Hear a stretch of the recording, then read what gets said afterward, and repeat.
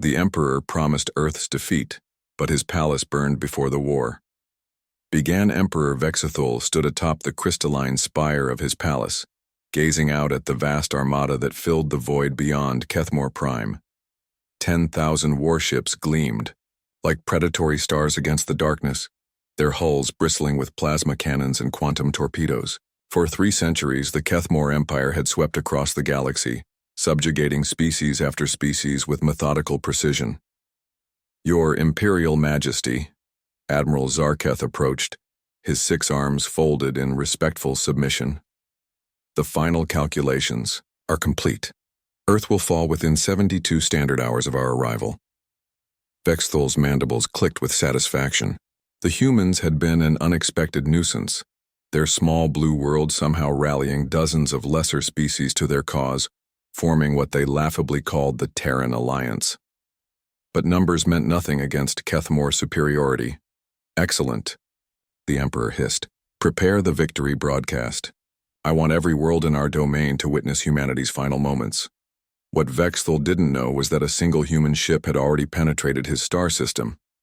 Captain Sarah Chen piloted the stealth corvette Prometheus through the asteroid field surrounding Kethmore Prime, her ship's experimental cloaking technology rendering it invisible to enemy sensors. The mission was simple in concept, impossible in execution. Infiltrate the most heavily defended system in known space and deliver a message the Empire would never forget. "Ma'am, we're detecting massive energy signatures from the planet's surface," reported Lieutenant Torres from the sensor station. "Looks like they're powering up for a major operation." Chen nodded grimly. Intelligence had been right. The Kethmore were preparing to launch their final assault on Earth. But they'd made one critical mistake in their arrogance. They assumed humans fought like every other species they'd encountered. "Begin Phase 1, Chen ordered. The Prometheus deployed a series of microscopic drones, each no larger than a grain of sand but packed with humanity's most advanced nanotechnology.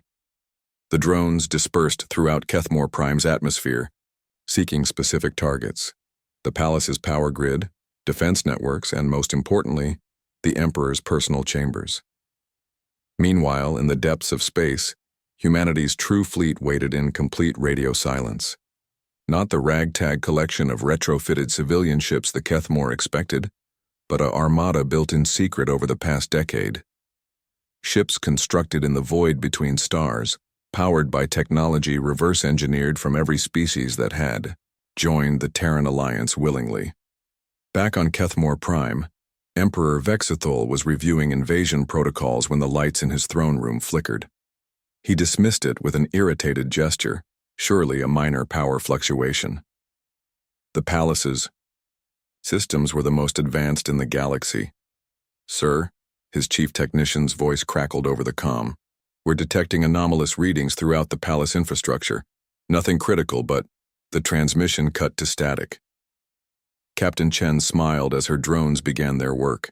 Humanity had learned something the Kethmore hadn't expected. They were very, very good at breaking things from the inside. The nanobots had spent hours mapping every circuit, every conduit, every quantum pathway in the palace. Now they struck with surgical precision. Not a massive explosion that would trigger defenses, but thousands of tiny failures cascading through the system, like a digital plague. Emergency klaxons began wailing throughout the Imperial complex. Gravity generators fluctuated.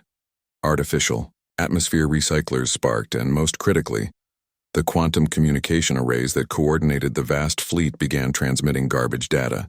"What is happening?"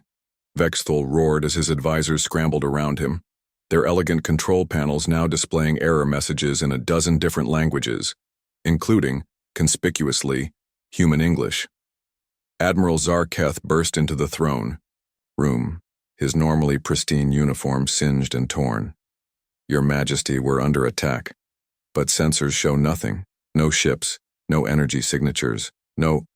A new voice interrupted him, transmitted through every speaker in the palace simultaneously. It spoke in perfect Kethmore with a distinctly human accent. "Emperor Vexthul, my name is Captain Sarah Chen of the Terran Space Navy.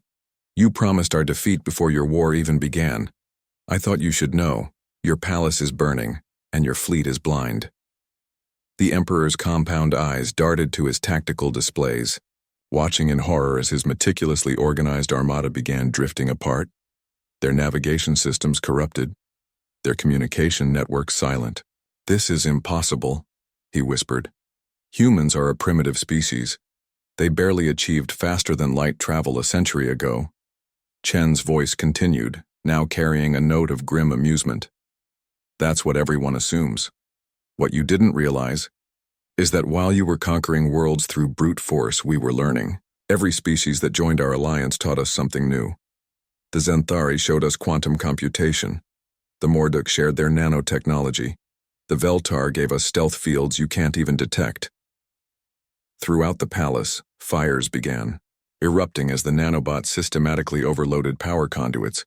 The Emperor's supposedly impregnable fortress was consuming itself from within. But most importantly, Chen's voice grew cold.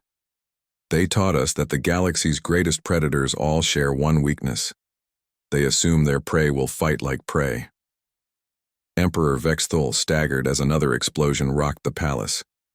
His grand fleet, the instrument of terror that had subjugated half the galaxy, was now a collection of drifting hulks, their crews frantically trying to restore basic life support. "You cannot defeat the Empire with one ship," he screamed at the speakers. "Who said we only brought one ship?" On cue, humanity's hidden fleet decloaked throughout the Kethmore system. Not thousands of vessels like the Empire's armada, but hundreds of ships that incorporated the best technology from dozens of allied species. Ships that had been built not for conquest, but for one specific purpose: ending the war before it could truly begin. As Emperor Vexthul watched his palace burn around him, he finally understood the message humanity was sending to the galaxy. The apex predators had found something they'd never encountered before: prey that had learned to hunt back.